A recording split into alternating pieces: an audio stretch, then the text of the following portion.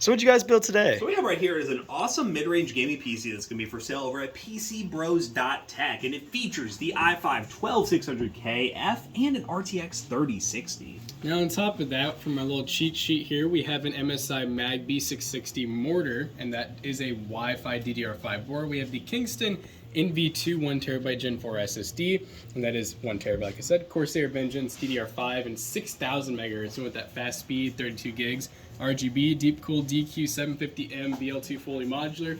Got a V-True V240 ARGB, and this is the Montech Air 100 ARGB that actually comes with 4 ARGB fans pre-installed. We added 2 more in the V-True cooler, and it's all nice and in sync and on the hub in this case. And with this build, we're going to have multiples of them. We're actually going to have 3 of them for sale over at PCBros.tech. And if you hurry up and buy this one within the month of December, you can use code SANTA5. You'll save 5%. But yeah, love the RGB. This is one of our favorite cases, and that 36 is going to be great for streaming, gaming, and so much more. Check out PCBros.tech for this gaming PC and many others.